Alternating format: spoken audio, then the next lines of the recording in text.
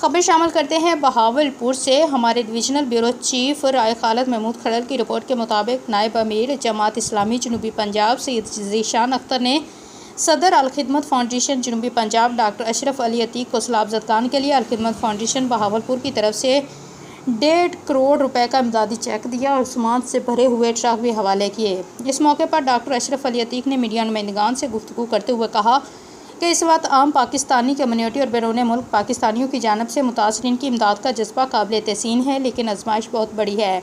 پوری بستیاں، زمین بوس، مساجد، مدارس متاثر ہوئے۔ ایسے حالات میں اہل خیر آگے بڑھ کر اسرار کا مظاہرہ کریں۔